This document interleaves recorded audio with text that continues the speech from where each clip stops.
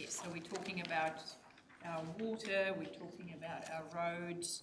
I can even break it up in smaller chunks if you wanted to, but I think it is okay for us. And thank you also for the summary at the end for what was said in the community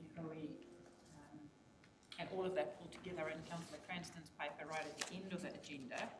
But councillors, if there are any specific questions you have of Mr. Barry in regards to the option, so you will see that most people supported option 1, which is spend the amount we said we were going to spend, and that is also then the preferred option which we went out for in consultation. If there are no questions, that's kapai, we will carry on. Councillor Ria and then Councillor. Thank you, Your Honour. I only have one question. I'd love to be your honour. Oh, sorry. This whole starting at 1 o'clock thing has really put my timetable out. Caught in the afternoon, but okay, option 1, page 19. I just want some clarification around the last sentence there. This option also acknowledges that the council will support the tar sealing of the Tātāpōuri car park if external funding becomes available. I just want some clarity. Like, I believe that we will not be spending any money on this because it is not a priority, but we will support it if there is external funding, but we will not be providing funding towards the sealing of the Tātāpōuri car park. So I just want some clarity around that little addition to the option 1. There was not allocated funding for it previously, but does some funding specifically come for that, then we'd love to undertake that work. Are you saying there is no funding available at this stage, but in the next financial year, if external funding comes our way, that might be one of the options we're looking at? Yeah, so through your worship, the funding for car parks in terms of, so there is a tourism fund that you can access, and we have used the tourism funding for car parking before, so we will be looking, we have not allocated anything. Yeah. Do you have a supplementary question? I think one of them might ask it. Councillor Cranston and then... It's all right because it was on my list too. I mean, we had one submission on that. So to actually take it forward, we would have to have more support or more people thinking that that was the thing to do. But as far as I know, we had one submission on it. So there is need to be a lot more work to actually put the effort into getting funding for it. One submission. Other things going forward, I just wondered, there was quite a lot of interest in having a weight rate on forestry. And at one of the meetings we went to, someone said it happened in Far North, but as I work through this agenda, it doesn't look like it happens there. But having a weight basis seemed to be quite favourable with the farmers because they were paying their contribution at harvest, which was when the money was coming in. So I just wondered if there was an appetite to actually think that was a workable solution with getting a rating base out of forestry. I think we deal with that in the next paper in our revenue and finance area as a section around. No, that's fine, I'll keep. I was a bit concerned, the negative voice on shared pathways. The comments come through all the way through the report, things like suggested avoiding investments in projects such as cycleways,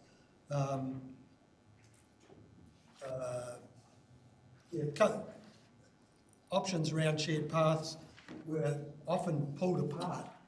But I don't know if we've really captured it because the submissions we had at Regional Transport were all in favour of shared pathways, and they're not captured in here. So it'd just be concerning to me to have so many negative comments about shared pathways popping up through the report and taking that as a position, and I don't think it is the position, and everyone knows my position on that. And as far as they go, my understanding was there is funds allocated for it, but it's not mentioned anywhere, whereas we get things like the community facilities, it actually states in dollar terms 2.5 million for community facilities is in there. If we've got budget and an allocation for the shared pathways, I want to see that in dollar amounts so that it stays in front of us rather than having it lost.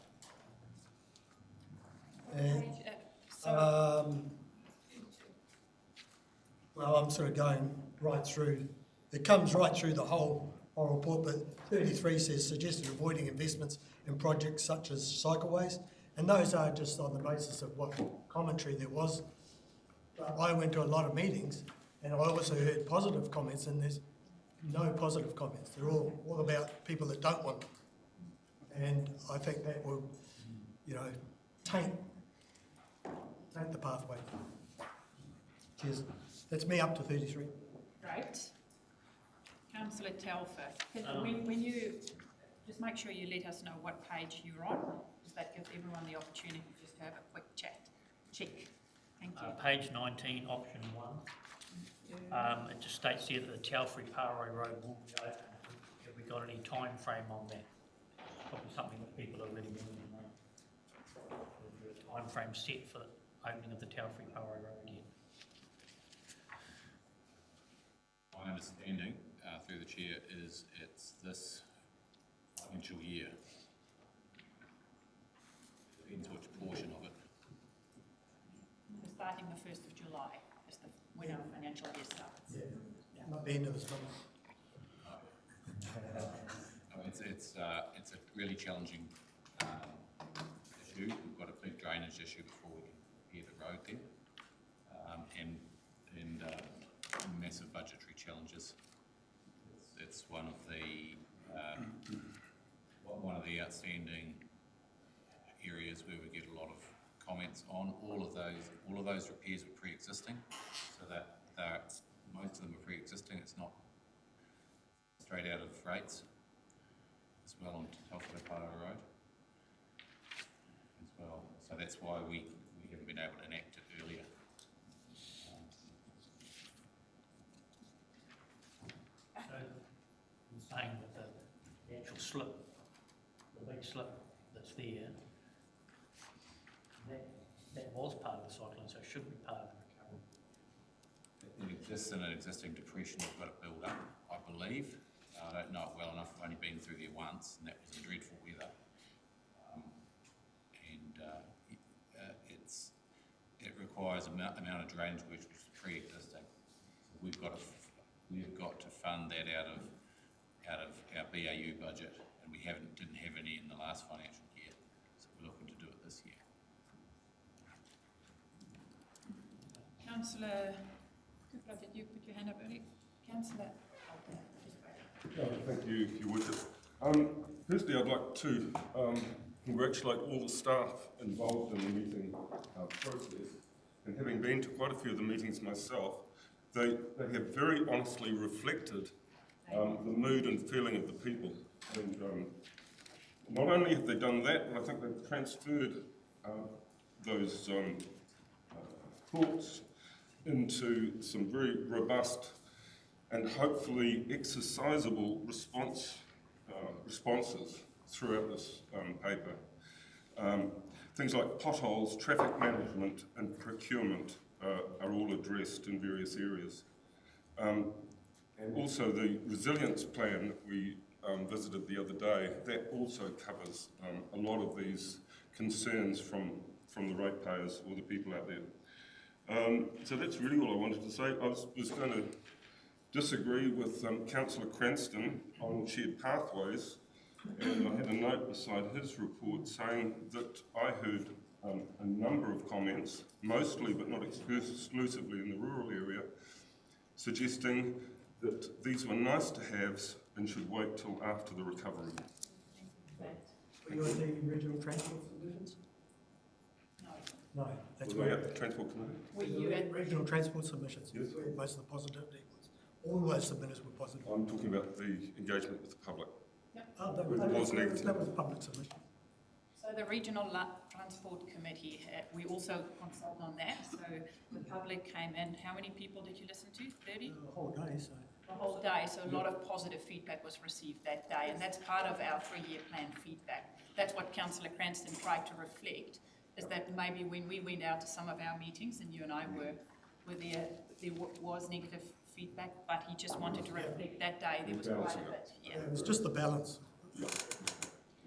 Okay, thank you for that. Nadine, you wanted to highlight something? I did, through your worship, on page 24 of the management of water debris, and just want to make clear that in terms of the $2.7 million that's allocated over the 3 years, a portion for that is for the clean up on beaches. So if you recall, we did the rate actually initiated from not having any funding allocated to beach cleanup. So a portion is for that, and a portion will be for any immediate works that needs to be done. It needs to clear for infrastructure. It's just not made that clear in the options. Thank you. Okay, last question in this category, Councillor Thompson. Yeah, like Councillor Holder said, I thought this report was very honest and it reflected what people said. You had one comment about a car park and it's in there, 4 comments about fluoride and it's in there, but there is numerous comments about Grey Street. I'm just surprised it's not even mentioned at all in this report. Grey Street. It's a 90,000.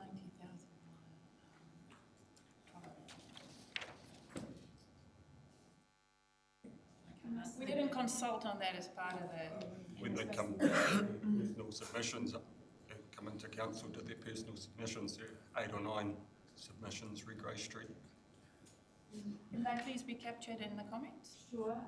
Most of the Grey Street would have been completed in this financial year. That wasn't actually in the 3-year plan, so that's perhaps why. But we can acknowledge that there were comments with regards to that. But basically, these are the submissions with regards to the 3-year forward works program. Okay, Councillor Tupara. Just similar to, it's just an oversight. I'd see on page 18, bullet point 4, about bus routes in Arapa School. At the Manatuki community engagement, there was a discussion about the safety of children crossing to Manatuki School from Wainaki Road, from Papatū Road to Wainaki Road. And I don't see that captured. But not every single comment would be captured though. But only because that one highlighted the safety of those children, and then and because that bullet point highlights the safety of school children. So just wanting. I think it's been addressed, and in the discussion that followed on that evening, staff seem to have it in hand. It's just ensuring it's later. Awesome, thank you. Super last comment, Councillor Ria. Sorry, I'm not trying to rush councillors. Supplementary was going to be, just in terms of the car park funding, that if some car park funding should become available, that it is designated by priority, that it's not a given that it will go to the Tautapoti car park.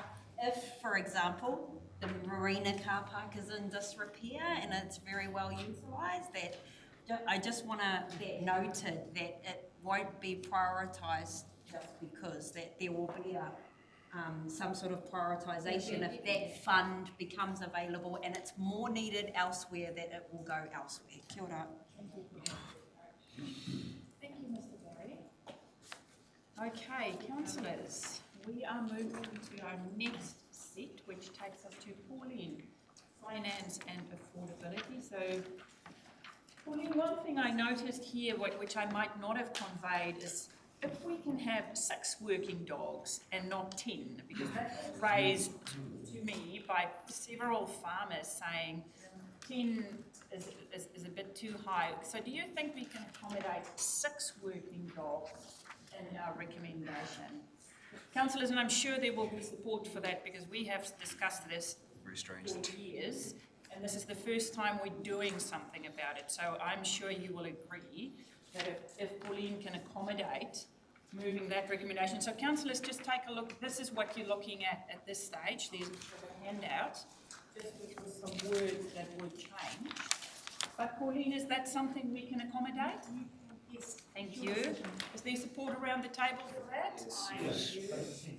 Okay, so councillors, we're on page 35, and I take you right through to page 60. So this is a big chunk. Councillor Gregory, you go first. Thank you. Oh, sorry, Pauline, you go first. I just was so eager to jump on. Just to explain this, in one of the in the first session, which was talking about the forestry and the forestry rate. We were doing as a review as part of this process, and we was getting clarification in terms of the times that it would, if it was considered, be applied. So the first part of it is your revenue and finance policy. You have a number of policies which are already in, you've consulted with.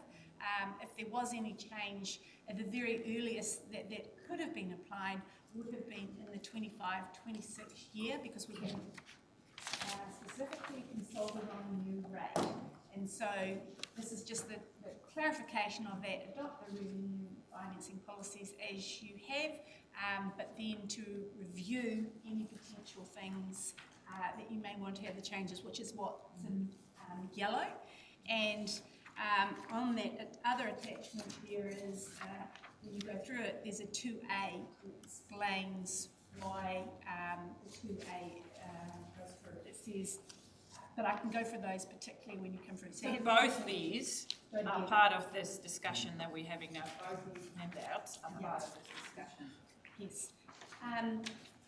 So there's the first parts where on page, I hope I've got the same numbers because it seemed to be a little bit different. You tell us what number. I've got 41, which says the forestry rate. I'm not sure, is that the same? Yes. Okay. Yes, so councillors, page 41, we're going to talk about the forestry rates. Yes. So the first part, it tried to sum up the general sentiments. And then in the part of the response, it says, okay, how do you change? What are the vehicles that councils have to be able to make a change? And it just talks about the revenue and financing policy and how do you rate and what you consider and what's in the Act. And then it goes on, it says how we have currently the revenue and finance policy, even in the to be adopted one, it says most of our roading rate is a targeted rate, and it's based on a differential, and it's based on what is the damage to the kind of the vehicles that are used to the roads. And it goes with the residential 1 times up to the forestry 13.75. So ours is that's how that's rated. And then it goes the woody debris, the new woody debris rate, it was based on collecting, based on the evidence that was exotic pines that we were finding as slash, and that was 70%. That's why that has been included. And then it was raised about what are the other options to do, and how could you rate it in the future? And it was raised, which you mentioned, as a weighted aspect, or alternatively a levy, is to collect revenue or rates as per se as it has been harvested. Now, the only 2 options, as it says in this, is to do that is if you create a bylaw, or alternatively, it has to be an Act of Parliament, even if it is an order of council. The bylaw, is more problematic, as it says, because you have to capture everybody, every trucks and things that occur in that particular area. You can't differentiate one from another. And at this particular point in time, there was a sort of an embargo on special order in councils or legislations relating to particular regions. But where it says, if there is a change, to actually review it and to actually pursue, see if there's an option associated with it. It also mentioned how a couple of other things with other councils far north, how they basically has a differentiated rate, means 1 time is a particular user and then a higher rate for the ones like forestry, and that's basically the same as what we are doing. Wairau is a little bit of a departure, and they have a wellbeing rate, and they look at all of their general rates, and they say that the lowest is a residential, and the highest is forestry, which is 4 times the others, and their wellbeing is on that basis the same. The impacts to everybody because of that sector on their wellbeing. And they've been challenged in court, and won in the end. It was overturned on appeal, but they've had quite a tough journey getting there. And they're unique in that they're the only council at this stage that have this wellness or well-being look at every single, we focus on our specific rating, rating rate.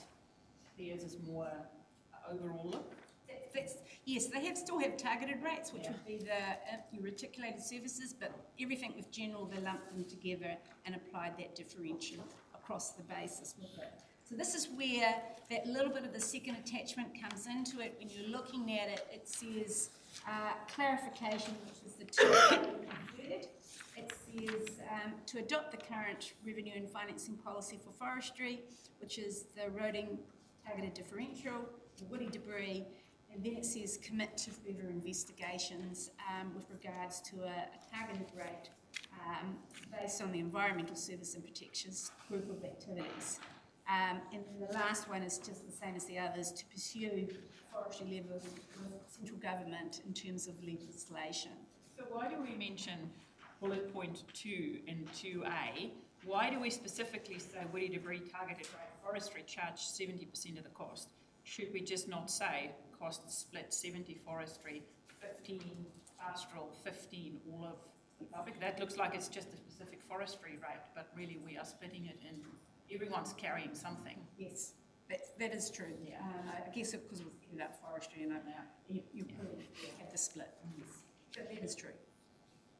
Any questions around the forestry rating that Pauline just spoke about? Nadine, did you want to say something? Yeah, sorry, and just probably just a point, and depending on what happens with the RMA changes, because you may recall that the prosecution or the fines that are resulting are going to be lifted significantly, a couple of 10 million, 20 million.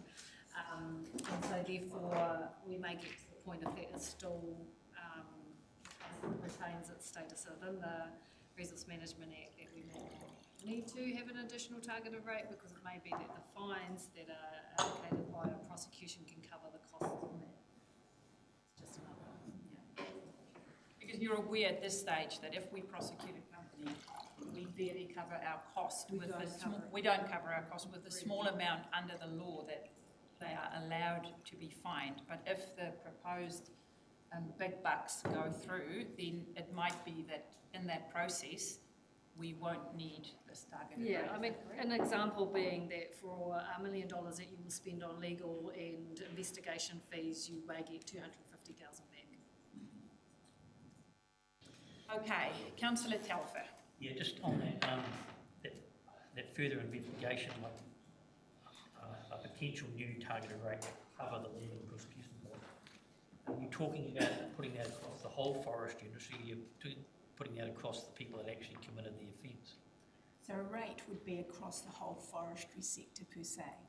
So that way you've got some forestry companies that are playing ball and doing a great job are being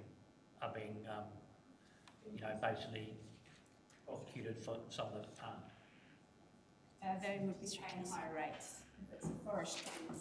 So that is basically it, is across the forestry sector, just to ensure these are the costs that the forestry sector that we have, and it would be saying if you decided to do that, to investigate a kind of a differential rate for the forestry sector as opposed to general across everybody else. But allow a full review of options, just give us the opportunity to take a good look at different options. Any supplementary question? Sir, you can come back if you have to. Councillor Gregory. Thank you. Just that RMA change thing, so you're saying that if there was a targeted rate introduced and then that changed, that you would take that targeted rate away. Did I hear that correctly? Then they may have a different, everyone has the same differential.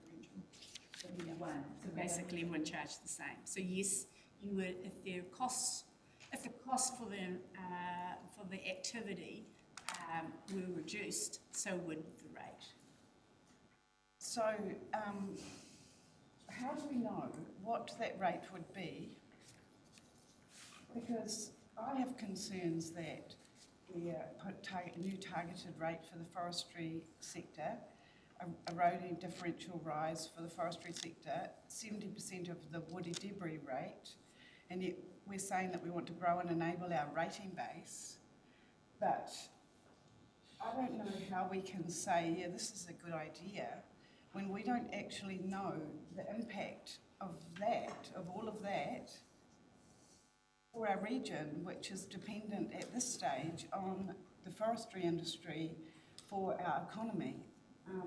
It feels a little bit like a knee-jerk reaction to the weather, as well as the forestry. I'm not saying that there's no problems there, but I just find it difficult to work out how this is fair, because I don't know what the impacts are. You know, like, will you give us, say that here's a forest, this is how much rates they pay, and this is how much rates they will be paying, and get an idea about whether or not that's a good idea, because at this stage it seems it's really hard to tell. And also noting that forestry pay those rates for 25 to 30 years for absolutely nothing. So I just have grave concerns about the whole situation. Just to give you, and that's obviously what, you know, comfortable and wanting to do. This is a decision to implement it at this stage. You'd have to have more information to know what does that do, what is the change in the rates, etc. with it. When would we get that? You would get it before you make that, before it goes out. So this cannot be implemented until the 25-26 year. It won't be implemented the 1st of July. So it would be within the annual plan in year 2. And so you would have that information well in advance to be able to consider those kind of things with it.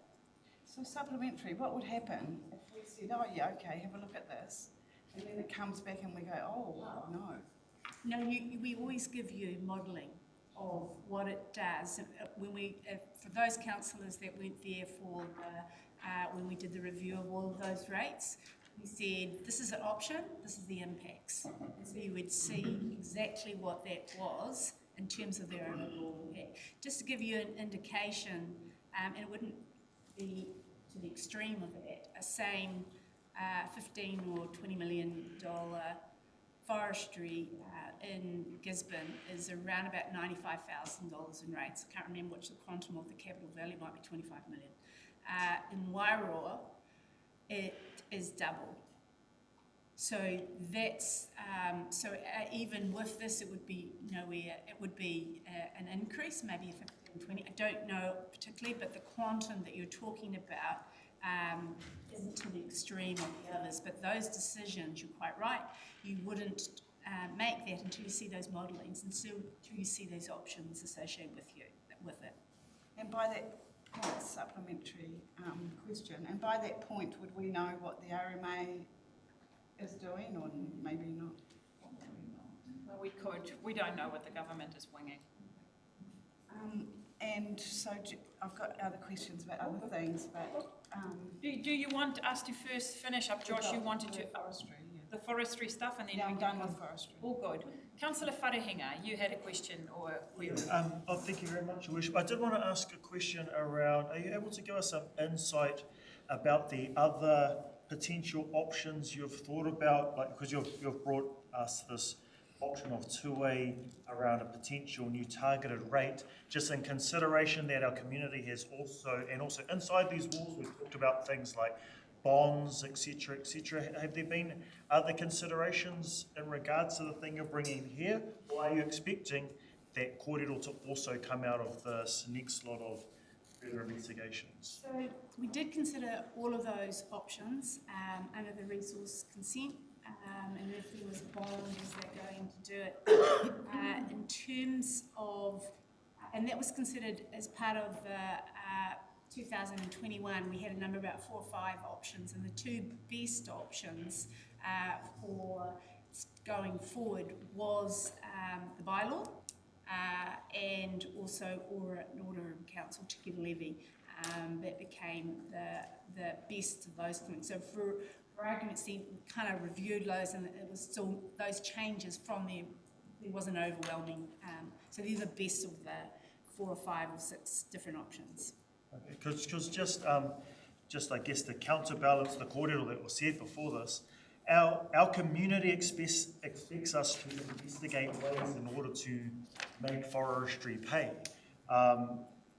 I'm happy for us to investigate these potential new targeted rates to recover legal and prosecution costs in regards to the forestry damage. The ratepayer has had to carry the burden of the difference between our legal costs and the fine that we get back. That's been on the ratepayer's shoulders. As part of our ratepayer base, I do agree that we need to have a new targeted rate for this specific ratepayer in order to be able to carry the cost that our wider region takes. So I'm more than happy for us to follow through with option 2A and commit to further investigations. This isn't saying we're going to make a decision right now. We're saying we would like this to be something that we investigate. I think we owe it to our community to investigate this specifically. So I'm 100% happy with this. Councillor Thompson. Yeah, I'm happy to support 2A. And I just want to raise that resource consents, everything else just seems to be user pays, building consents, dogs and everything else is user pays. You've heard from the community that the rate shouldn't be paying for forestry consents, so I just want to investigate that further too. 2A. So they, at the moment, they still have to pay for their resource consent, so they are charged for the processing of their resource consent. There's no cross-subsidy happening there. Yeah. You're using that process as full burden of costs, right, though, Councillor Thompson? Generally is cross-subsidy. 2 to 3 mil, I think I read that rates are covering towards consents. That'll be, is it specifically? What page are you, can you recall? Might be the enforcement. I'm not sure what page. Is that the enforcement It'll be component? No, that was in the public submissions really came in. But what we can do through worship is probably pick up on whether we're charging at the right rate. That becomes quite controversial when it comes to resource consent charging. Councillor Kia ora. Thanks everybody for the congratulations. Thanks everyone for excusing me from today as well. It was very hard to pull myself away. Just in regards to option 2A, well, it's focused on forestry, but I also wonder, is there a targeted rate for stock trucks, vehicle trucks? Weight. So that's based, there's no targeted rate on that? So probably because the topic was forestry and but yes there is. So if it's based on the sector, so there's a residential sector, there's a commercial sector, there's an industrial sector, there's pastoral, and then there's forestry sector. And so each one of them will have a different, it goes from 1 to 1 for residential, it goes 1.5 for pastoral and 2 times for commercial, and that's based basically on the surveys that they have on the roads, the damage that is done.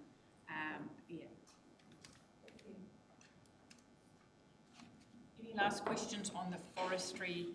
So just to be clear, the option 2A is us asking staff to possibly investigate. It doesn't mean it is going to carry, like if there are RMA changes and the fining regime change, that is null and void, possibly. So this is not saying this will come in. This is part of our job is to, whenever we can, investigate. Are we doing it in the best possible way? Is our rating fit for purpose? And this is what that 2A brings our way. Any more questions on that? Just Councillor Gregory. On the forestry, the other thing that I meant to bring up was the overlay 3B, which is also another issue for forestry harvests and the future. And I just want to be sure that we're not just saying, no forestry here, but we have no idea of the unintended consequences of that for our region. That's all I'm saying.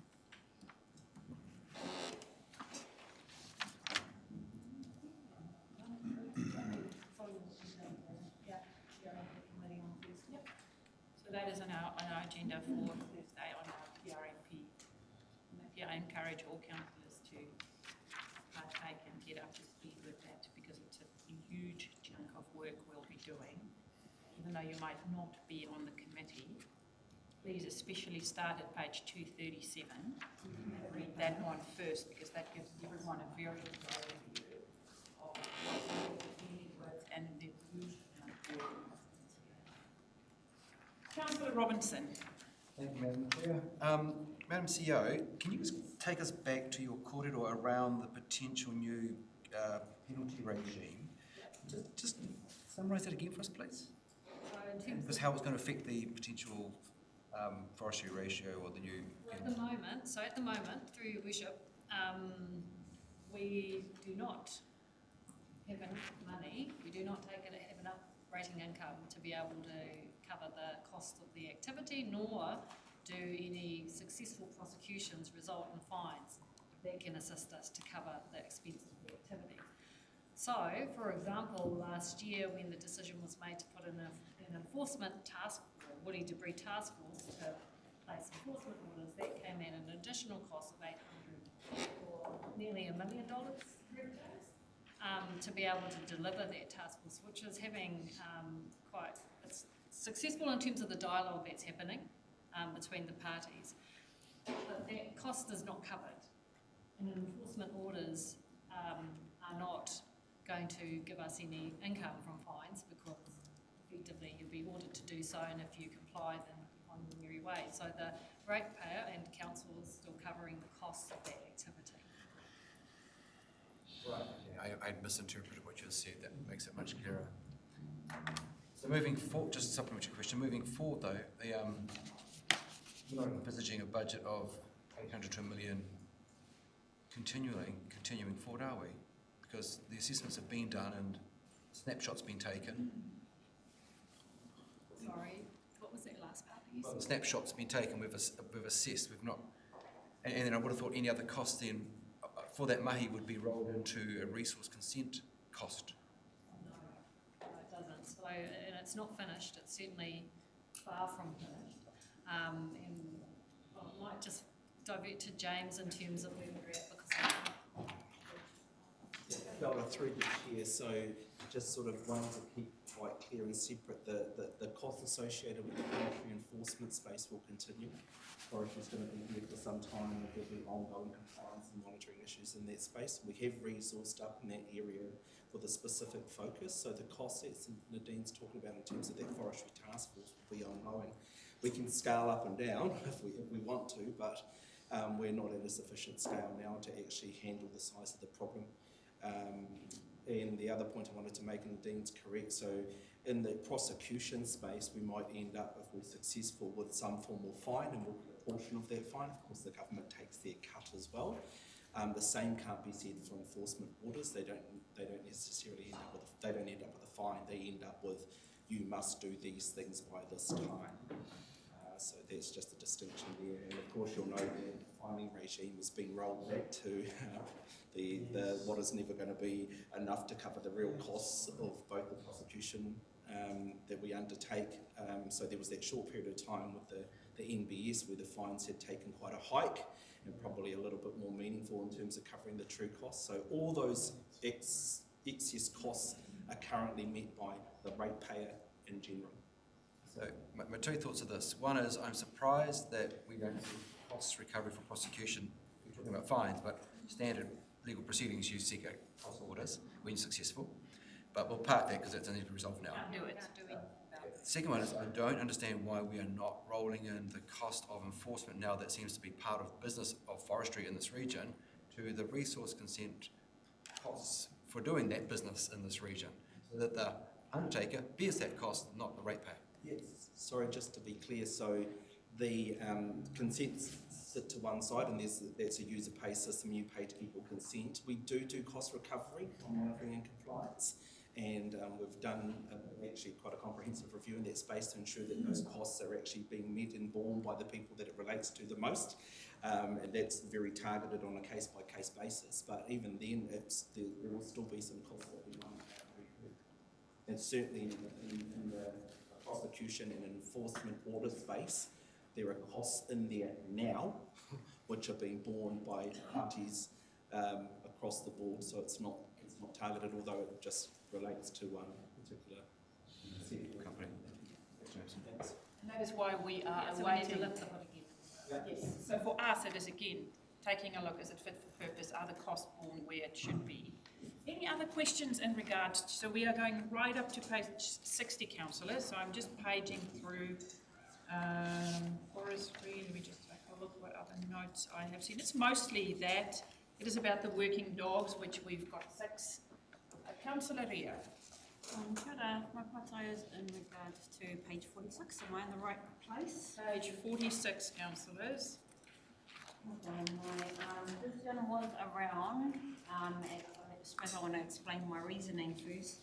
So as a result of our submissions from the public, both verbal and written, there is a public view that we needed. I'm referring to what Councillor Elder mentioned earlier, cutting back on the nice to haves and there was a huge want to not increase the rates. So based on those two things that came through quite clearly from our submitters and our ratepayers, I feel it's a natural progression that our next thing would be prioritised spending.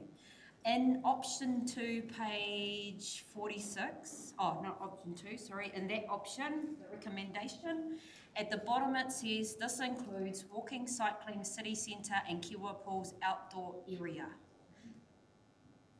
Those things are important and those things need to happen, but I'm referring back to what our ratepayers and our submitters have said, cut back on the nice to haves and no rate increases, and I simply cannot justify a conversation with a ratepayer around money going into walking and cycling.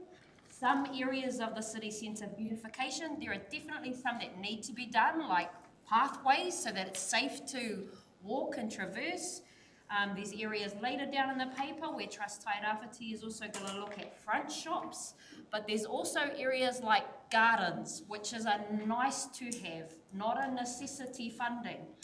There's also the Kiwa Pools outdoor area.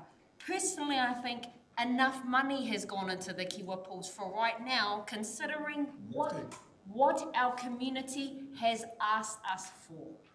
I know my view's not going to be popular, and it's not a true reflection of my wants for this community, but I cannot not listen to what we've been told by our submitters. So, Councillor Ria, I just wanted to talk about the Kiwa Pools because there might be a miss, and this was raised several times throughout consultation. In my little document, I raised it first when we arrived, that in order for us to have secured the $40 million from the government, we had to put down a certain amount of local investment to be spent later. We cannot now say, we have taken your money and you have done your bit. So that is budgeted for, and half of that will come from external funds. We heard what the community say, stick to the basics, make our foundations that our region are built on, make those strong. But for the Kiwa Pools, that allocation of $6.6 million, which half would come from council, it's not an option for us to say now we don't want to pay our bit anymore because it is tough. We might be able to look at more external funding, but that message was clearly received by the community. But we also need to make sure we are good to do business with. And if we go out and secure external funding from the government with certain clauses where we contribute a small portion, we also need to honour that. So I hear what you're saying, but there's a reasoning behind that. So it is not optional for us to not do that to comply with the contract we signed. Thank you for that explanation, because I think it's really important that I had a level of that understanding, but it needs to be said in this meeting so that it's noted, and when our public goes back to watch the video, they fully understand that this particular fund lies in this particular place. It can't be used for roading, it can't be used for potholes, it can't be used for drains, it has to be used here. So thank you. And I front-footed that at the meetings I chaired to make sure we do the basics, but there are stuff in there that might not look like basics to you, but we have certain obligations and we also need to play by the rules. Thank you for that. Councillor Older and then Councillor Foster. Thank you, Your Worship. I totally.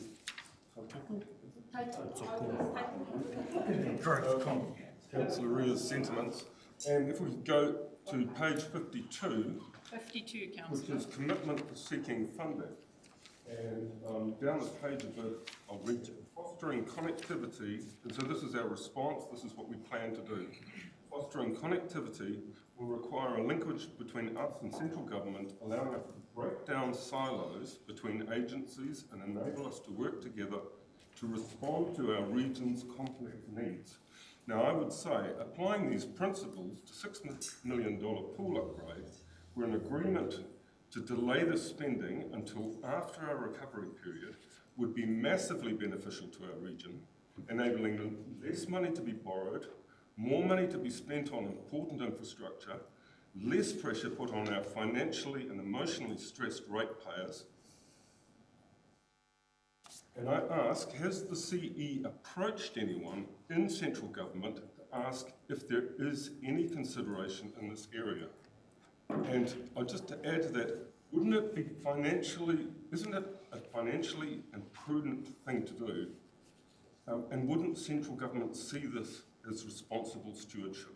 So I've raised it several times in meetings I have had. It might not have happened at the CEO level, but every time I have gone to government and spoken to different ministers, I do raise with them that we have certain obligations that were signed up before, but we really need to focus on recovery for the next 3 years. It hasn't been discussed in detail, or, I will raise something that's not front of mind for them if I suddenly bring up $6.6 million for the keyword pools and the different funding structures. We received it under the PGF, not CIU, who were the CIP, different structures than what it was a few years ago, but I'll keep on having those discussions and making sure they are aware that there are certain stuff that we did sign up in a different time, but in the last 3-4 years, a lot has changed for us, and as a council, we committed to our 3 main things right behind you, to do good water, healthy whenua, healthy future. So thank you for raising that, and it has been raised several times before. Probably also, just if I can point out on page 45 of our agenda, we've got, of the total capital investment of $431 million, projects that we were talking about, Rekiwa Pool, $3 million, so probably circa $7 million. So we are, as a council, you have prioritised your primary spend as 99% infrastructure. It is essential. So I would argue that community infrastructure. Supplementary question. I hope it was a slip that you said 6.6 million. I thought we were talking. Remember, it's 6.6, which half will come out of external, and in our paper, 3.3 will come, is budgeted for us, and 3.3 will come from external partners. Can I ask another question? Yes, you may. Got to do with page.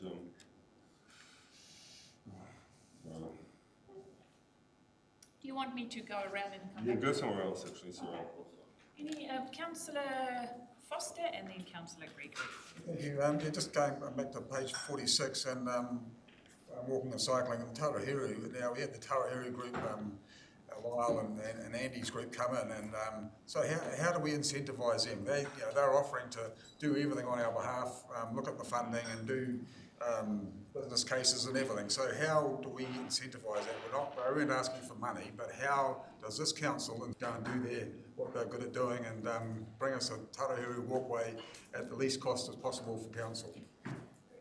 So through Michelle's team, they've been working closely with them and developing a relationship agreement as what that might look like. So we can really work together and progress there.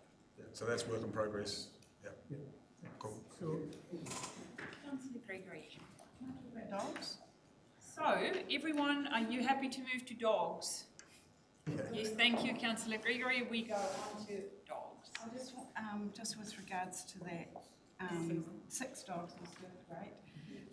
However, when Federated Farmers came and did a submission to us about this in 2022, they asked for the definition of working dogs to be widened and not just be heavy dogs and hunt for waste. Did we do that? We did. Fantastic. And also, just in the back of my mind is that those working dogs are a tax deductible cost to the farmer. So just remembering that. Thank you. Should charge them. Okay, any more discussions on this section? Oh, back to you, Councillor. Thank you. So page 48, and it's around option 1. 48. And our threshold for, we talk about the 24 to 27 3-year plan, threshold being 11.4. So I just wanting to question, are we fixing subsequent rates for the following 2 years at all at this stage? Is that 11.4 an upper limit for them as well? Remember how we come down over Yeah, I know. 3 years? I'm just wondering why it's not mentioned here. It is a threshold, it's upper. These are the upper limit. So the 11.4 could be our upper limit next year as well. Possibly, Pauline? Yes. Possibly? At the moment it's not, but yes. Technically. So just a supplementary comment, it would be in a comment that I think it's 14% rate increase means the rates double in 4 years. And it would be quite nice if instead of saying a rate increase is only $7 a week, that it might be something like a rate increase of this will mean it will double in 9 years. It just puts the compounding effect of rates and a clear understanding of that compounding effect of rates to the public. Okay, oh, Teddy. Councillor Thompson, before we move to our next section. Thank you. Yeah, Councillor Elder just reminded me of a point. What page? Page 48, we've got a rate cap there, but there seems to be nothing mentioned in terms of our loan amount. So our loans are gone up heaps. I just think we need a cap on our loans also. Increases are just seem to be hidden in the loan. I think that's under the financial strategy as such. It's assumed that it's probably an explicit, but it says that the maximum amount is their ability to borrow, which is 5%. So yeah, yeah.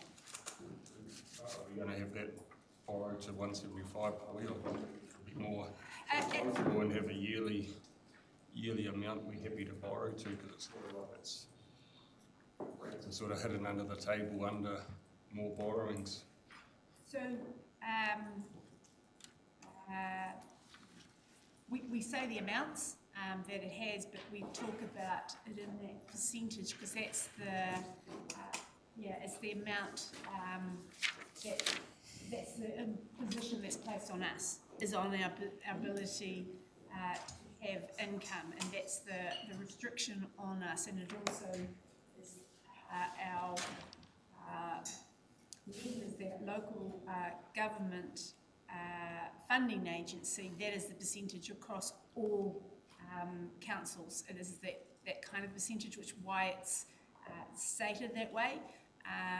But you are right, and in some of the cases we identified by year 3, we were close to that. We were about 162% of our ability of 175%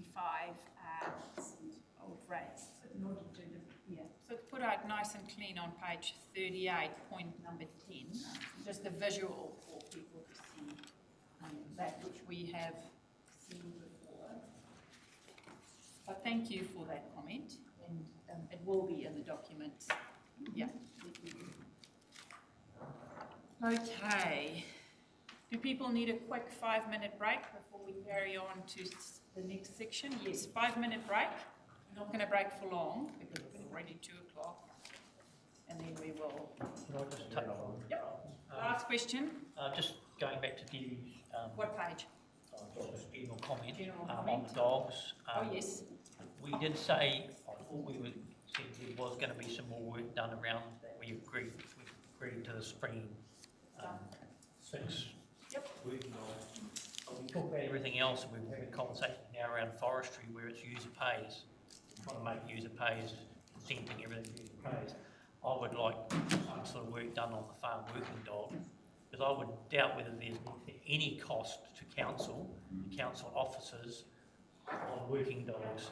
So if we had a really good look at where is all this cost of running our thing, I think that would be well worthwhile for us to see, because you know, if we make it the dogs that are costing us all this money, that we are then going to charge, your fees going to go through the roof, people might have a really good look at whether they even have them or not. But those fees are also capped by legislation, hey Pauline? Some of the fees Some of them are, but fines are. you're quite right on page 54. It says under dog fees, and it says review dog fees and modelling of cost recovery, especially for rural versus urban dog, will occur. Yeah. So we are going to make sure where does it cost and what is it. Thank you. Councillor Wharehinga. Sorry, just in response to that position though, is that every ratepayer has a UAGC that everybody contributes a little bit into the pot about, so too should also people that own dogs. You know, like if we start getting very granular down to every little part of like, do we start going by definition of dog, by species of dog, you know, all that kind of stuff. So for me, actually, I don't think that yes, we should still be. We should still have a dog fee that actually goes across all dog owners. I hear Councillor Taufa in regards to the utilisation of, he's particularly referring to enforcement. I've been in the dog camp from day one of being in this council. I've been out many times with our dog enforcement officers. So you are more than happy to go. I'm sure Ross will be fine if you hit him up, but I doubt that very many of us have been out. Actually, yeah, I take that back. He might not. He might not. But the point is that the issue is wider than just enforcing dogs. They return dogs that have been lost in the forest, or they're returning dogs that are wandering around to people. It's also part of having them registered to those places so they know where they can go, rather than just taking them and then just putting a bullet in them. You know, like, and that's the nature of kind of rural dogs, right? That's why I'm talking in this manner. But I think the issue is wider than just that enforcement compliance part of dogs, so everyone should still have a fee. That's my rant here. Okay, councillors, we're going to have a quick 5-minute break and then we come back to section 3, which... 5 plus GST. Thank you. So, councillors, I take you to page 61. Thank you, Mr. Ray, for joining us. Do you want to open up the report and then we can discuss this further? Thank you. Councillors, so key themes that came through from engagement really were around obviously our solid waste portfolio, raising education and awareness, our practices and what our options look like. Some conversation around recreation public spaces and the topic of the stadium came up on several occasions. Very much about local and particularly with our rural communities, so really locally led planning and also just those outcomes from the community programs are really important. And then obviously our environment, our tyro and what we're doing in terms of recovery here and future. Awesome. So councillors, it's page 61. So I can see there the carryover for our facilities, the 2.5 million is carried forward, which is fantastic. Thank you for that. So I'll take you to page 70. 60 to 70, 61 to 70, thank you. Councillor Gregory. Can I ask a question, thank you, about that? So does that mean we're saying, yes, we will invest in that centre or whatever, but we're not going to do it until 3 years soon? So there is 500,000 set aside for year 2 and 2 million set aside for year 3 through this proposed. So could we not have offered them some land instead? Well, we're still in the feasibility stage, so we haven't actually finalised a piece of land. And through your worship, it's likely that the land will be a council reserve anyway. That was going to be the contribution. Yep, so can I just by way of context and background, this was originally budgeted for and approved through the community facility strategy that council adopted, and that because the work didn't get done, so origins of people farming was over in Waikirikiri, and that kind of was carried on with the work that was done. Money was put aside and approved in the last plan. It hadn't progressed, and so this is the carryover from the last year's money into this one.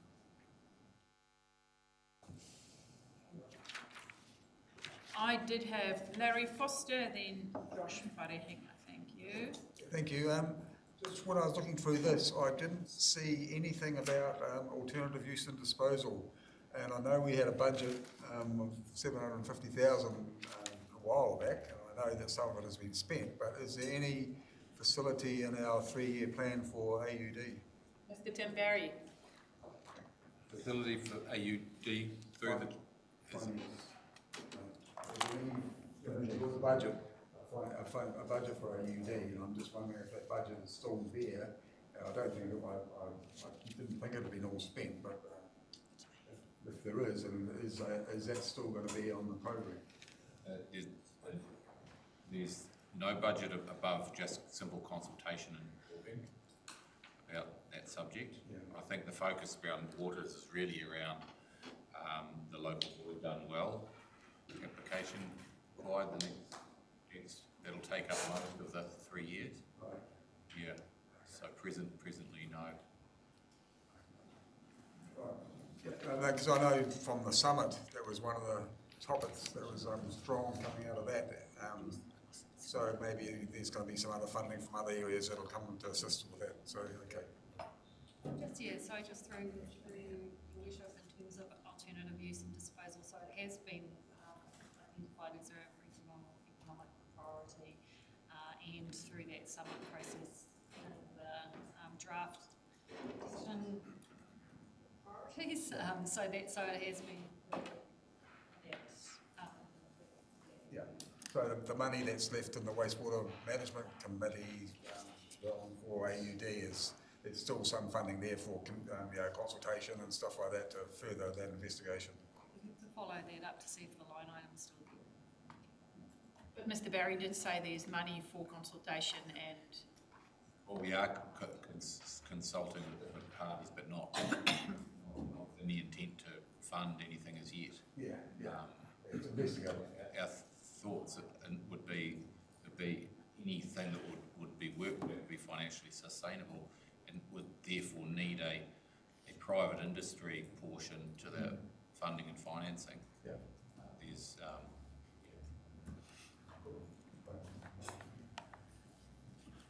Next I have Councillor Wharehinga and then Councillor Cranston. Thank you very much, Your Worship. This is a question that kind of goes across a few things of so like curbside collection on page 64, catchment groups on page 69, and there was another category, community-led planning, which is also page 68. And it was kind of the cordial that happened out at Ngātapa, I think it was, around them being utilising the catchment community-led cordial in order to be able to meet their own needs, things like rubbish stickers, etc., etc. I know that's so granular you wouldn't want to include it in something as big as this. I just mention it so that it doesn't get lost in the bigness of what this kaupapa is, considering that was one of the things that they wanted to implement in their community-led cordial. One of the things that I did want to mention was a bigger kind of kaupapa in regards to community-led cordial were the whole kind of community caretaker conversation which occurred out there. It happened at I attended about 17, 18 of our community consultation, right? And the majority of ones that happened out in the rural areas, every single place talked about how there were local people looking after their places. Muriwai, Manutsuke, also up through Ngātapa, etc. I've failed to see how that bigger kaupapa was kind of captured inside of this. Are you able to speak to that, please, Michelle? Through your worship, so I think, to your first question about the Ngātapa, I was at that hui and we did connect, so there was a little bit of an oversight with the community-led recovery plan, so we did connect up and it was also through the catchment care, community catchment care group, so there were a couple of conversations that we connected up directly with that community, so we have captured that community specifically. And then in terms of community caretakers and capturing that wider, so we are very motivated to support local and to be driving local, leading local mahi, and that is coming through even with our future procurement planning, with our parks and reserves maintenance, and those types of contracts that are coming up. So it's a real focus for us to look more local. And then through our land management team, we've got a real focus around community catchment care group support, and we do have dedicated resource that are out in our communities, enabling and encouraging our communities to develop their community catchment care groups to thrive, essentially, but very community-led, acknowledging that we have resources, but we don't have all the resources. Awesome, thank you. And may I offer like maybe a different lens on Grace? Sometimes when you think of community caretakers in their traditional role, they were people that went around that kind of area doing that stuff. Maybe we're talking more widely around like community kaitiaki, seen as where there's catchments, there's rivers, there's that uncle that's also caring for a bit of whenua, those kinds of things. Amazing, awesome. Good, thank you for that. Yeah, page 65, place-based provision. I know there was an issue raised out at Consultation because they had a lot of play equipment removed. So I'm just wondering how the priorities be. I see in this, in the 3-year plan, new play spaces are proposed for Uawa, Matawai and Wahariri domain, which is fine. So how does that prioritisation work? Because Okatu lost its 2.5 years ago, lost most of its play area. So who's doing the prioritising and how's that all work? So much like our public conveniences piece of work that came to council committee last week, we're currently working through a play piece that's very similar in terms of prioritisation. Unfortunately, with our play spaces, the deterioration of the assets, we need to respectfully, in terms of health and safety requirements, make sure that we are meeting our minimum obligations, and at times it means that some of the assets are having to be removed slightly earlier than others or than planned, but then we move to a prioritisation process in terms of timing and use, and there's a range of criteria. That will be coming to council shortly as well to give more visibility to the actual prioritisation. We just can't do everything all at once. Yeah, no, that's understood. But, so the Uawa and Matawai have got township plans. Is that not part of that program? So we're factoring the township plans into our thinking as well. So is it done as part of the township plan, or is it outside the township plan? So they're interconnected. So yeah. On the township plan, I remember when we first introduced them, it was 500,000. Then it went up to 700,000. Now it's 1.25 million a year. Which rate does that come out of? Who's actually paying for that? Which component of our rating is it? Yeah, reserves. Sorry? Reserves. Reserves. Yeah, the reserves bucket, and there's a general rate component. There'll be something. There's a UAGC, and then yeah. So everyone's paying for it. Everyone contributes to the reserves per se, yes. But depending on some of the reserves that we have here, those that are closest is to the inner zone, which is closest around the city because they have the most reserves. They'll have a higher rate to be charged for that year. So it's a minimum, yeah. And just to bang on about my old bucket, page 70, who suggested, it says, suggested funds be reallocated from other projects, e.g. Taurahiri for Palmerston and Botanical Garden upgrade. Now, who suggested that priority? Page 70. We could probably, if you wanted to see the breakdown of the submissions and what we captured from, we could easily give you where we got those specifically. It says it is suggested that funds be reallocated from other projects, such as proposed Taurahiri Cycleway, to these areas. Who suggested? I can come back to you with specifically that what submissions, but I'm going to have to fight so hard for this. You're doing well, Councillor. You are doing. Back to the details. Any more discussions with Ms Frey on Livable Communities Hub? Any questions or queries? Just Madam Chair, Councillor Cranston's question around the playgrounds just prompted my dim, dark memories of Te Hapara Algan in the last term looking at putting a space in there. Did it ever get done? Just out of interest. That's with me currently. Okay, So that's imminent. it's happening. Oh, cool. But it's a little bit more complex. There was no space to put it, wasn't there? No. Okay. Thank you for that, Mrs Frey. We will move on to our next section. Councillor, so I think that is page 71. So engagement, kia ora, Anita, engagement and Māori partnership club. Kia ora everybody. Kia ora. Our focus for the 3-year plan has been support the township and their upgrades. And although we did get feedback on engagement, communications and consultation, which was the subject of a paper following our deliberation process, and also our iwi and hapu relationships, through our consultation around township upgrades, there was wide support and we recommended that the first option in our 3-year plan be adopted.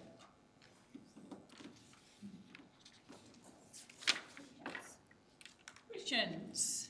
Councillor Wharehinga. No question, just to reiterate the point that I'd made with Michelle previously in regards to that first part around equal distribution on page, at the top of page 73, around the feedback that we got from rural and coastal, so our township spaces around the fair share of support and resources, which was also around that whole community kaitiaki part, their own planning as communities as well. So really great to see that acknowledged in here. Just also wanted to just point out that those two things are inextricably linked. Thank you, Your Worship. Any questions, queries? Councillor Pakurukuriwa. Not a question, but just to thank Anita and the team for this and everyone else, but to support Josh's kōrero. Yeah, I think also around the community caretakers, what I heard was the need of hapu to want to have meaningful relationships with council. So on a broader than just the caretaker stuff, looking at what does a meaningful relationship look like in terms of Māori engagement and hapu level as well. I think that's coming quite separate to our iwi relationships. There's also a need for that, so that was in here. And I guess because a lot of our rural towns are also predominantly Māori,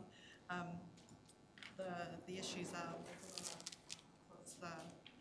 certainly up the coast and out this way in terms of their want to do that, to continue having those conversations at a hapu level. I don't know if I can.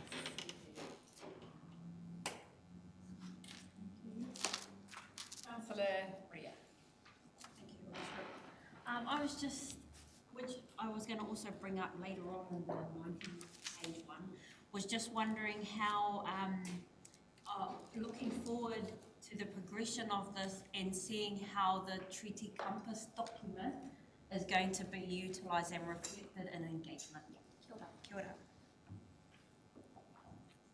Any more questions or queries? If not, thank you for that.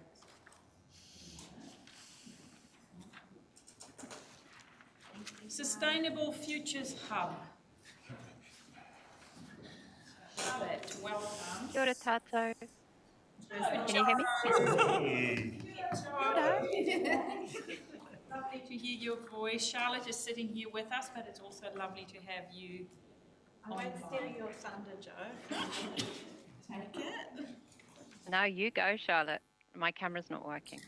So Charlotte, do you want to give us a 1 minute overview and then we will take it from there? So I guess in terms of our hub, includes regional consent, district consents, building consents, and science and monitoring team, we had two kind of key themes come out for us. One was around environmental, which goes across different teams in the hub, depending on what the different submitter points were. And then the heavy vehicle group, which, as some of you will be aware through the RLTP processes, has been a piece of work that has been and around the planning and prioritisation around that. So in terms of, I guess, responses and recommendations, that's quite with what was put. Tapai, thank you for that. One thing I wanted to raise, I just realised that, was something that the community has raised with me, and I know it was discussed in the Regional Land Transport Committee, as the presence of trucks, big trucks, through residential areas, and I'm referring to Ormond Road, turning right past the council, going through the Esplanade and travelling through that way to the port. And I know years ago, and I know Councillor Robinson was with Councillor Seymour on that committee that looked at possible heavy transport routes and also listened to objections and submissions in regards to certain routes.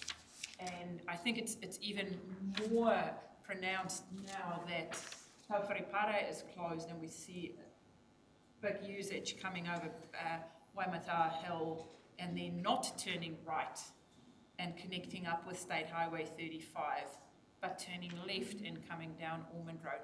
And there's an obvious reason that's been done. It's the shortest route.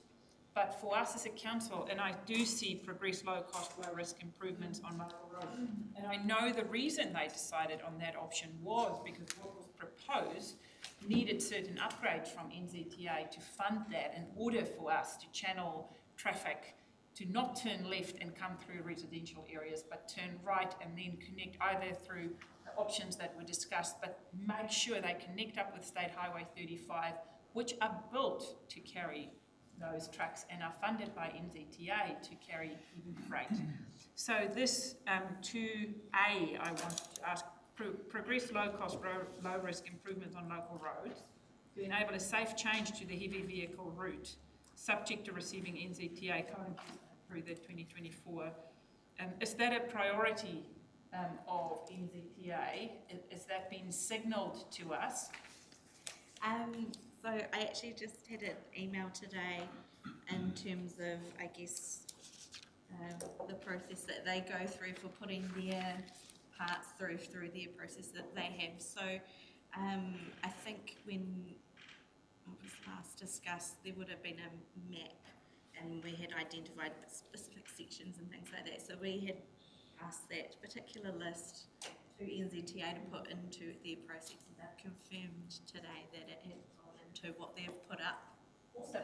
To be one step forward.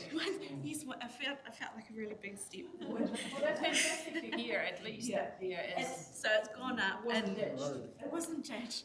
So it's gone up, and my understanding is they have similar timeframes to, I guess, what we have in that space. So August, September, we will get some understanding of whether or not those particular pieces of work will or will not be part of their low cost, low risk and improvements program for the next 3-year period. Thank you. Good to have an update. Yes. So that's their part. There's obviously still a bit to play as well. Thank you for that. Councillor Gregory. Thank you. I was stoked to see this. We've been asking at the Regional Transport Committee about the heavy traffic route for a while, and it's great to see the whole history there, and so now we all know what's going on and what might happen, because a heavy traffic route needs to be one way, not two ways, so that we protect our roads and our people. And that's all. Thank you. Any more questions of So, Charlotte? part of that Councillor Foster. part of that review, I mean, I was involved back in the day with the port access review, which went for years, and it's all about the Wainui Road, Hurini Street intersection going into the port, and and trucks going along the esplanade and everything. So is that still a conversation being had? That is still live and is still part of the RLDP. Right. Good things take time. Good things take time. We continue to advocate around that being a priority. Yeah, because the obvious would be a roundabout at that intersection, but then there's other land parcels that would be affected, so yeah. It is still... It's great to see. And it did also come up through the recent port consent decision as well. Right, okay, cool. I think it's And Chair, just on the truck issue, so where is the heavy truck bypass at bylaw, or what we were doing? bylaw. So in terms of the mechanism we have in the bylaw, like you could have a report and consider it. It's more around, I guess, the impacts that would have if we move towards just that one rather than the dual route, and moving that particular kind of area of traffic through a different route to what they normally use rather than going through Ormond, and the potential safety implications with that. So I guess in terms of if you're asking about the bylaw, that's... Because I just remember us having conversations around big trucks in the city. Yep. And I know leader brand trucks are coming down Childers Road and turning into Chalmers Road, going to Glastonbury to get to town, and that intersection at East Dairy is just smashed. And smashed within about 2 months again. It's just ripped apart. There are massive trucks just going up and down that route, and I'm just really surprised that they're doing that. I can fish out and send through the exact bits around the heavy vehicle road. So in terms of that, it's around them transiting town. So I guess if they're using those particular streets for deliveries or something like that, They're leaving leader brand and they're coming up that way as opposed to going straight onto Lytton Road, Road. And back around State Highway 35. Cool. Maybe we could just send me a little email about that, and I will follow that up. And as I mentioned before, in terms of enforcement, that moving vehicle enforcement sits with the police. Clarify. Thank you. Councillor Wharehinga. Just in regards to the heavy vehicle stuff, maybe you're right. Former Councillor Seymour, Pat Seymour, ran that process in regards to the hearings. I think it was actually myself and Larry that were on that. Oh, okay. It would be good actually if we had a full and comprehensive kind of report come back in regards to that. I think that maybe that would be a better idea rather than piecemeal kind of to everybody, because then we can all kind of use our collective knowing in that space to be able to contribute to that space. Also acknowledging though that it's on our regional transport agenda of things to work on, but it's really important, a really important issue, especially for those like out at Makaraka who don't have a footpath to be able to walk on if we are rerouting everything down there, especially for those in our communities who may have to suffer some of this noise late at night. So that's also the consideration that we need to make just generally as a council. There's lots there, so it'd be good to discuss that wider. Thank you. Thank you, Councillor Wharehinga. Councillor Papuruburi. Not about trucks. Page 7, it's just good to see that the RFS is being looked at. is that just looking at the customer service front-facing stuff, like our RFU staff, or is that across the whole sort of system of when once a request is received, then what happens to it? Because the feedback that I've heard is from the community is that they get great customer service front-facing, but then it's white paper pathways. So is that all of that whole thing they look at, or just the customer service part? Oh, neat. Through the chair, yes, it is through the whole organisation, not just in relation to customer services or front desks. Excellent, thank you. Okay. Now's your time. Last comments, last questions, and then I'm going to take us to the front of this report, but you need to be mindful that when I'm going to take you to page 5, there are also recommendations from each section that we've just discussed on page 16, 36, 61, 71 and 81. And we can go through each one, but I feel everyone has had the opportunity to discuss this. If you want me to go to each page and pass them separately, or you're happy to pass them as a group. I will highlight everyone before we vote. So now if there are any questions or queries, I want everyone to feel like they have the opportunity to have their say. And thank you for your contributions, councillors, and again, thank you, staff. And then we will move to our last report and then we'll catch up afterwards. Councillor Gregory. Let's ask about that heavy traffic. Charlotte. Just one question. Do we need to put that into our RLTP in order for it to happen, or do we not? I think we do. Yes, so, and in terms of the state highway components, maybe the level of detail isn't perhaps in there because we haven't had that. In terms of what actually potentially could be composed of for their low cost, low risk program, we've just kind of got it around that. In terms of part of the puzzle, we mentioned at the last RTC, transport model design business case elements to some of the things that are not considered to be low risk. There's also the bit that's in there as well. And then we have some elements around some parts of intersections around safety and things like that as well. So as part of our low cost, low risk. So I guess we could further emphasise in a part of the document around that. I guess it's in the way it is currently in the RLTP is quite high level with the high level funded areas and the numbers, not a really detailed program list which comes through in the asset management plan, which kind of sits in behind what goes up to both the RLTP, the bit that's gone to NZ today, and also the 3-year plan.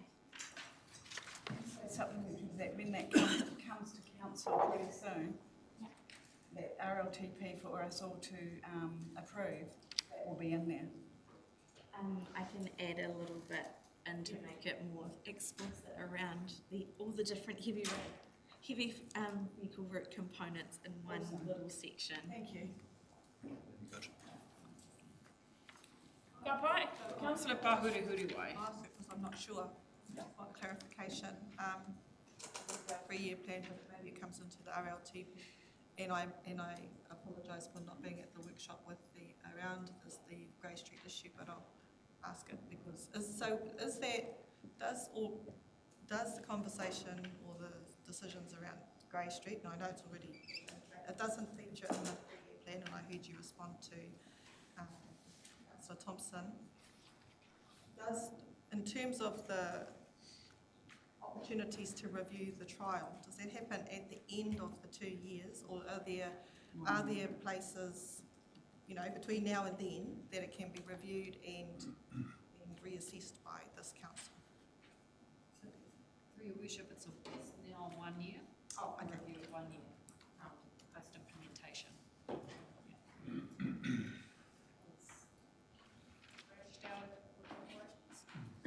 Yeah, I'm sorry. Councillor Thompson. Can I just ask who does that review? Is that review done by council, or is it a small minority who It will be a joint review between council and the NZTA, who are the majority funder. Okay. Thank you. Okay, councillors, we have come to the end of this discussion. I have given everyone an opportunity if they wanted to ask more questions.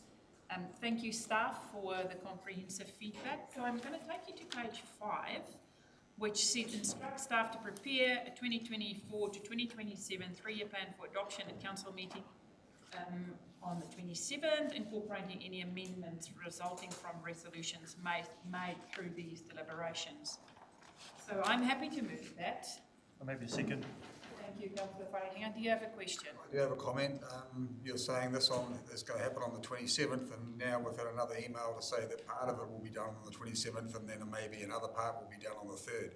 So is that the time to have that discussion, or can we discuss that later? Because what we're moving now doesn't say anything about the 3rd of July. Through your worship, it sounds like so there are a few of you that it doesn't work for, so we'll carry on with status quo. So who's here on the 3rd of July? I send emails and texts saying reply to email. I'll be handing out chocolate fish to those who did. I only need 2 fish. 3rd of July. I'm here on 3rd of July. Chocolate fish begin. You did none, I can assure you. None. My concern is that we always put July aside every year. Yes. And now I've already pre-planned something 6 months in advance. I pride myself with my You attendance. can just stop right there. It will happen on the 27th of June. Thank you. Let's just shut it down right there. Fantastic. Getting wound up. Come on, you should have had him work for it. Thank you, Larry. Well done. Councillors, so aside from page 5, you know what fascinates me? I ask for 2-3 minutes. Does anyone have a comment? And just when I start to move the papers, everyone put their hands on. Colin. New at the game, new at the process.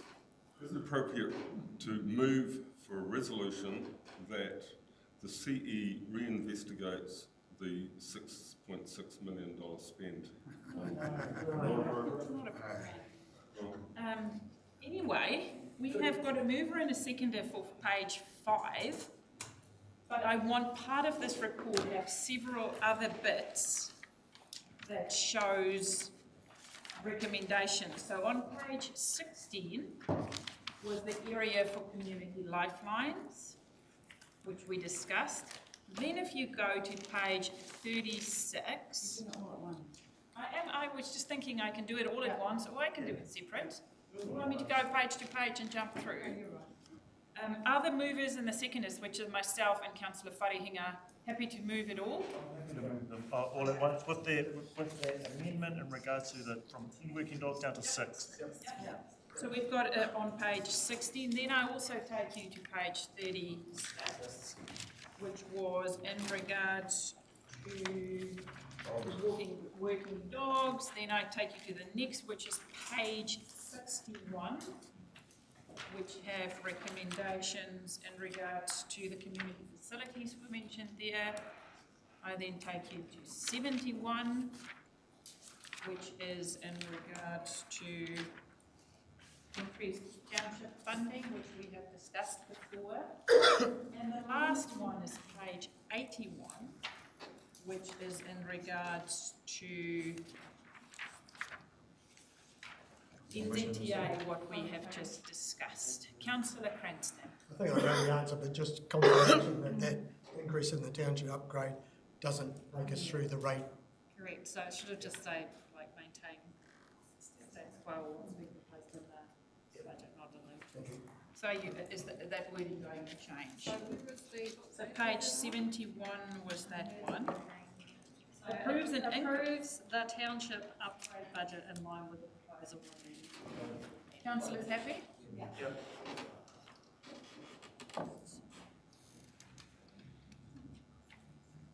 Any questions or queries? Councillor Pahuruhuruwai. Just in regards to page 81, number 2, is that on, so, you know, the Brown had his announcement last week about the, is that included, we taking that into consideration in that? So that was for emergency, that was for the recovery. Okay. Everyone happy? Oh, and so all I want to say is, remember the page with the working dog one. Remember, this is the page. It refers to option 2A and 6 working dogs. Popeye? All in favour? Contrary? Carried. Thank you very much. Okay, councillors, thank you, Nadine.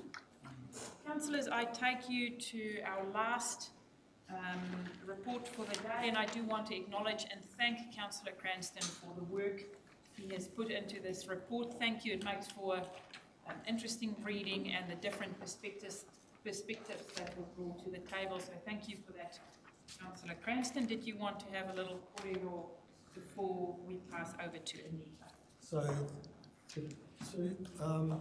Yeah, I will actually. I'll just go straight to mine now. Page 89, councillors.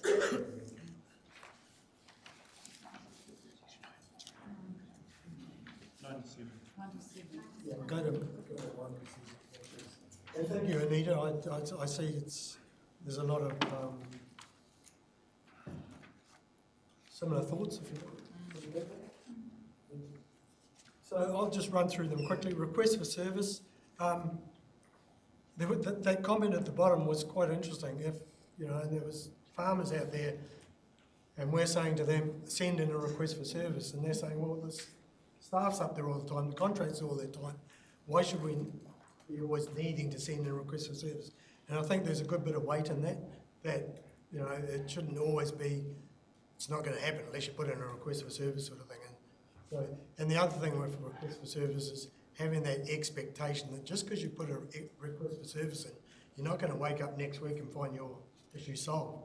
And it's having that line where this is a request for service, but actually this is outside a request for service because it's too big, if you like.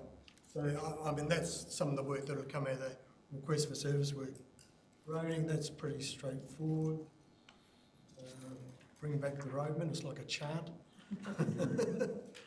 Drains and culverts, yeah, there was a little bit of confusion. Some of the culverts and drains are private property.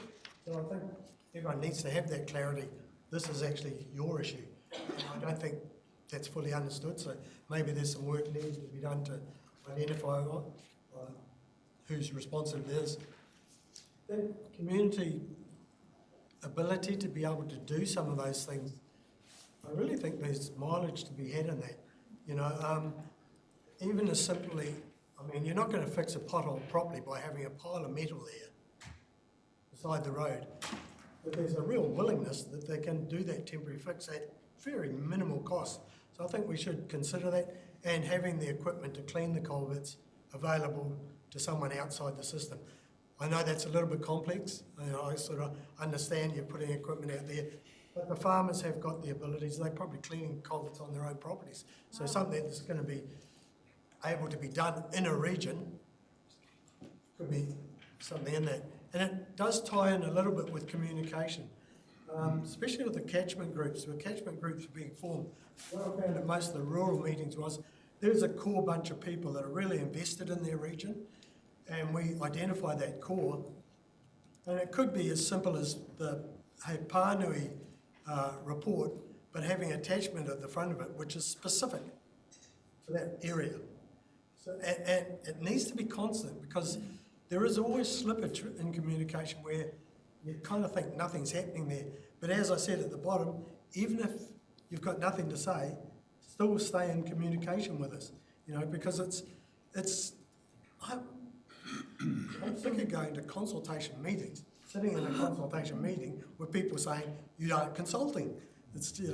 So I think just having that regular, and it could be even a DL list for each region, but we're doing the Pānui anyway, so it could be just a half a page, one pager, specific to that region, which is attached to their one that goes out on on their DL, and we know the people that are the movers and shakers in the region, and they are then quite happy and capable to take it to their wider region. So thoughts on that. Environmental responsibility, water / rural awards. Yeah, there's concern out there that they've lost their rural councillors, you know, and that's something we do need to be aware of and work on. Right, nothing there. Now I guess this frustration in the township relates a little bit to communication, because it came through, particularly in Muriwai, where a guy stood up there and said, "You guys haven't done anything for 10 or 12 years here," when we'd actually just done it, you know? That's kind of, hey, hang on, you know, go and just walk out your door and have a look, you know? So we've done a lot of work there, but you still had that commentary going on. Now, you guys aren't doing much with us. The location of the Tokomara Bay, relocation of the thing is problematic, and I'm sure we're looking at that. Walkways and cycling, I think I spoke about that before. Yeah, when I first started council, we had a committee as big as all the other committees called Community Development and Financial. And the community development was kind of like a conduit for the public to come and hear with their offers of help in a way. You know, so I just wondered if someone is out there, and even thinking about the Okatu, you know, I'm so frustrated with the Okatu playground, I'm sure I could get a group of able people to do something. But how do they come into the system and recognise that, hey, you can be part of the solution? And I think that's what Community Development Committee offered at the time. We had constant meetings with Kapai Kaiti and Etu Elgin and Mangapapa and, you know, all sorts of interest groups, you know, disability. That was their place in council. And I think they got a lot out of that. And dropping that committee, I think we may have be a bit of slippage in that sort of offering of how they can be a part of council in a way. Because there is a recognition out there that financial situation at the moment, it's going to be hard, but there's a lot of people, how it was done in the old days when the farmers used to walk up with a tractor or a digger or something and be part of the solution rather than waiting for the council to always be the solution. And I think having that conduit into council to actually get that stuff enabled is something we should really put some strong consideration into. But yeah, thanks. I thought it was a really good process. I think it's an upskilling for councillors, and it was a shame that it wasn't uptake by councillors wasn't possibly as strong as it could have been, because I found each meeting I came out a bit more informed, a bit more knowledgeable, and the kind of solutions were starting to tick over, which, you know, we haven't got them all in front of us all the time. So to have them put in front of us by the community, I think it was a really good process. Thanks for that. Awesome. Kia ora, Councillor Cranston. Can I just pick up on 2 points just in terms of the REB system and the importance of using that as a method for us to track and trace, but also to gather data for us to enable us to plan going forward around some of the works that are coming through, and therefore what we need to sort of look at going forward. And just in relation to the offers of help, I know that Tim was in a couple of meetings where people were offering help in terms of drainage work, and I think that he was taking that away and having a think about just how that could be affected in some way. But just in terms of the paper that I've provided, it does provide some context in terms of what we are trying to do going forward. Some of you will recall that you were interviewed by Elizabeth Hughes in relation to the review that I was undertaking of our engagement in Māori Partnerships Hub, and that is because we've had the addition of democracy support, and it was really important that we consolidated that and came together to clarify our common purpose, but also to better align our hub with the work that the Sustainable Futures are doing, and also to boost awareness and participation in Council's democratic processes. So there's that review that is happening at the moment, and also a piece of work that we've instituted, which is a review of engagement and communications. And the purpose of that is to refresh our communications and engagement strategy. And as you've mentioned, we can go out and we can pump on the social media, radio, newspaper, and we can be there face to face, but people still feel that they haven't been engaged with or consulted with or haven't heard about when the meetings are going to be held. So it is an ongoing process of review and as we reassess how we do engage with the community. So once those plans are developed, we will bring them together with a strategy and a plan around how we are going to change to reflect some of the comments that have been gathered through both of those reviews. So the paper does outline what we're looking to do, which is provide more support to not only councillors but to council staff to better engage with the community, so that when we do go out, that people do feel that they are engaged and some of that we'll be looking at the mechanisms in which we support councillors to engage.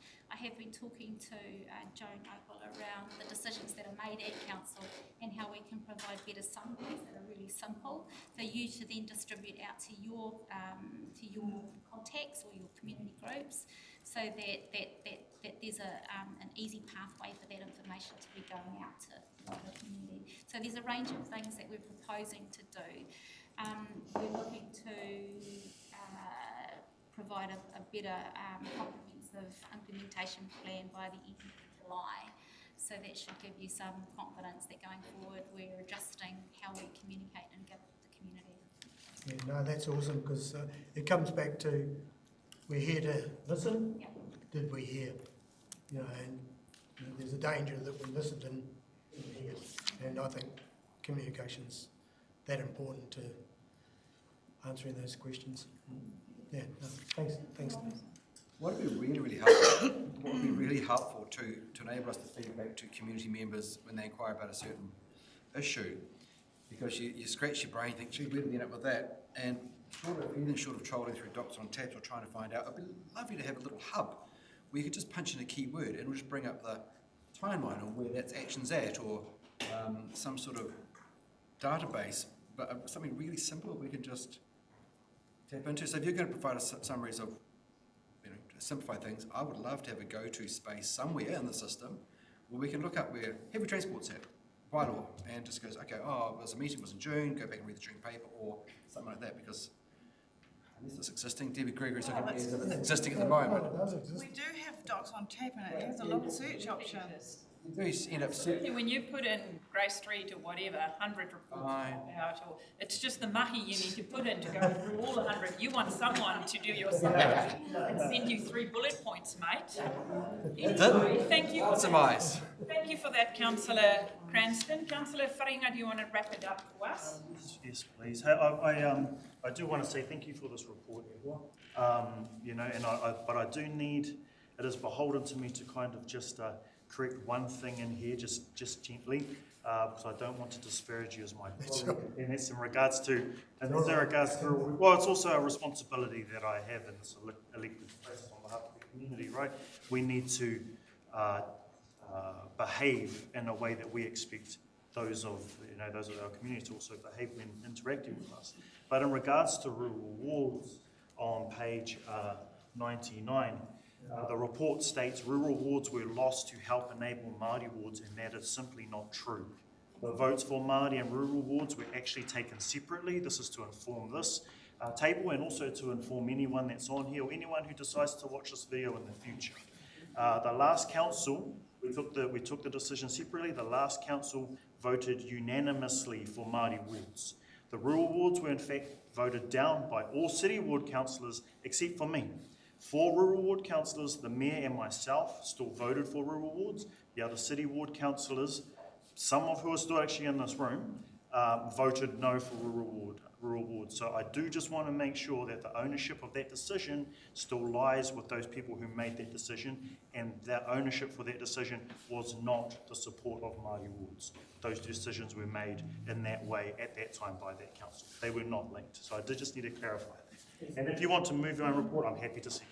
Well, I think just to put another slant on that, Both are correct. Yeah, we couldn't have Both are correct. There was 100% support for Māori wards, but in the end, when the numbers were being done, I see where you're coming from. The wording were maybe not correct, but at the end, we saw Māori wards and we all support that, but then the rural wards were going, but there's no link to that. But I understand what you're trying to say, and I 100% support what you say as well.